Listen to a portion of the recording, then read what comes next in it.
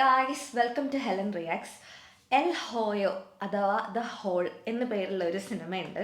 The platform എന്ന് പറഞ്ഞ സിനിമയുടെ സ്പാനിഷ് പേരാണ് എൽ ഹോയോ. പ്ലാറ്റ്ഫോം സിനിമ റിവ്യൂ ചെയ്യാൻ കമൻറ്റിൽ കണ്ടു. അങ്ങനെയാണ് പ്ലാറ്റ്ഫോം റിവ്യൂ ചെയ്യാമെന്ന് വിചാരിച്ചത്. 2019 ഇറങ്ങിയ സിനിമയാണ് പ്ലാറ്റ്ഫോം. ഈ സിനിമ ഭയങ്കരമായിട്ട് ക്രിട്ടിക്കൽ അക്ലെയിം എല്ലാം കിട്ടിയൊരു സിനിമയാണ്.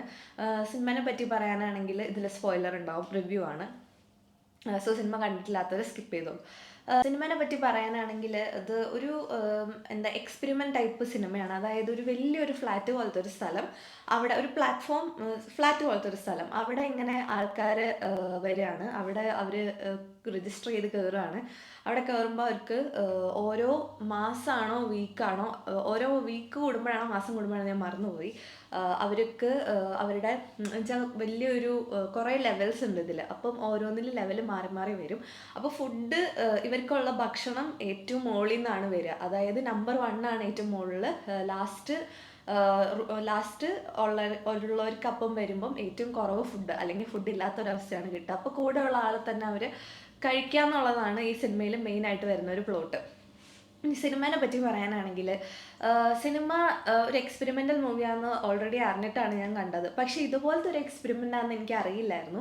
നമ്മൾ ആദ്യമൊക്കെ കണ്ടപ്പം അതിലെ മെയിൻ ക്യാരക്ടറിന് ഒരു 6ാമത്തെ 7ാമത്തെ എന്തോ നിലയിലായിരുന്നു, അതോ 30ാമത്തെ സംതിങ്, 300 നിലകൾ അവിടെ ഉണ്ട്. അതിലേത് 6ഓ 7ഓ 30ഓ എന്തോ ആയിരുന്നു അയാൾ ഫസ്റ്റ് ഉണ്ടായിരുന്നത്. അപ്പോൾ അയാൾക്ക് ആവശ്യത്തിനുള്ള ഫുഡ് കിട്ടുന്നുണ്ടായിരുന്നു. പക്ഷേ അവസാനം സെക്കൻഡ് ടൈം അയാൾ ഏറ്റവും താഴത്തെ നിലയിലായിരുന്നു. അങ്ങനെ അയാൾക്ക് ഒട്ടും ഫുഡ് കിട്ടാത്ത അവസ്ഥയിൽ അയാൾ കൂടെയുള്ള ആളെ കഴിക്കാൻ തുടങ്ങുകയാണ്. അങ്ങനെ സിനിമയിൽ വലിയൊരു മെസ്സേജ് എന്താണെന്ന് വെച്ച് കഴിഞ്ഞാൽ, നമ്മൾ ഈ ഒരു മെസ്സേജിന് വേണ്ടി തന്നെയാണ് ഇവർ ഈ സിനിമ എടുത്തതും. അതായത് ഈ ടോപ്പ് ക്ലാസ്സിലുള്ള ആൾക്കാർ വെൽത്ത് ഡിസ്ട്രിബ്യൂഷൻ, അതായത് ഫുഡ് എന്ന് പറയുന്ന വെൽത്ത് ആയിട്ടാണ് ഇവിടെ നമ്മൾ കാണേണ്ടത്. അപ്പോൾ വെൽത്ത് ഡിസ്ട്രിബ്യൂഷൻ ഭയങ്കര ഒട്ടും ബാലൻസ്ഡ് അല്ല എന്നാണ് കാണിക്കുന്നത്. അതായത് പ്രയോറിറ്റി ഉള്ള ആൾക്ക് നല്ല ഫുഡ് അല്ലെങ്കിൽ നല്ല ലൈഫ് കിട്ടിക്കൊണ്ടിരിക്കുകയാണ്, താഴെയുള്ള ആൾക്ക് ബേസിക്കലി ഒന്നും കിട്ടുന്നുമില്ല. ടോപ്പിലുള്ള ആൾ സുഖമായിട്ട് ലാവിഷായിട്ട് തന്നെ ലൈഫ് അടിപൊളിയായിട്ട് ജീവിച്ചു തീർക്കുകയാണ്. മാത്രമല്ല ഇതിൽ വേറൊരു കാര്യം കൂടി കാണിക്കുന്നുണ്ട്. അതായത് ടോപ്പിലുള്ള ആൾ താഴെയുള്ള ആളുടെ ഫുഡിലേക്ക് കുറച്ച് വേസ്റ്റ് വേസ്റ്റ് ഇടുന്നത് കാണിക്കുന്നുണ്ട്. അതെന്താണെന്നുള്ളവർ സിനിമ കണ്ടവർക്ക് മനസ്സിലാവും, അല്ലെങ്കിൽ ഇനി കാണുന്നവർ അതൊന്ന് കണ്ടു നോക്കുക. സോ എനിക്ക് ശരിക്കും എന്നെ അത് എന്താ പറയുക ചിന്തിപ്പിച്ച ഒരു സീനാണ്. അതായത് ചില സമയത്ത് നമ്മൾ ഈ മുകളിലുള്ള ആൾക്കാർക്ക് അവർക്ക് ആവശ്യം ഉണ്ടാവില്ല, അവർക്ക് അതിൻ്റെ ഒരു കാര്യം ഉണ്ടാവില്ല.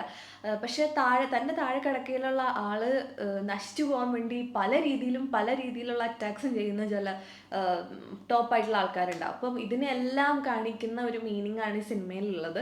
അത്യാവശ്യം ഡിസ്റ്റർബിങ് ആയിരുന്നു, പക്ഷെ ഭയങ്കര തോട്ട്ഫുൾ ആയിട്ടുള്ള ഒരു സിനിമയാണ്. നമുക്ക് ജീവിക്കാനുള്ള സാഹചര്യം എല്ലാവർക്കും ഈക്വലായിട്ട് കിട്ടണം, ജീവിക്കാനുള്ള റൈറ്റ് എല്ലാവർക്കും ഈക്വലായിട്ട് വേണം എന്നാണ് ഈ പ്ലാറ്റ്ഫോം സിനിമയുടെ അർത്ഥം തന്നെ. അപ്പം നമ്മൾ സിനിമയുടെ രീതിയിൽ നോക്കിക്കണ്ട ഡിസ്റ്റർബിങ് ആയിട്ടുള്ള ഒരു സിനിമയാണെങ്കിലും ഒന്ന് കണ്ടു കഴിഞ്ഞാൽ ഇതിലുള്ള ഒരു മെസ്സേജ് എന്ന് പറഞ്ഞു കഴിഞ്ഞാൽ ലോകത്തിൽ എല്ലായിടത്തേക്കും എത്തേണ്ട ഒരു മെസ്സേജ് ആയിട്ടാണ് എനിക്ക് തോന്നിയത്. സോ നേരത്തെ പറഞ്ഞ പോലെ തന്നെ ഒത്തിരി ക്രിട്ടിക്കൽ അക്ലെയിംസ് അവാർഡ്സും കിട്ടിയ സിനിമയാണ്. കണ്ടിട്ടില്ലാത്തവർ ഒന്ന് കണ്ടു നോക്കിയാൽ വളരെ നല്ലതായിരിക്കും.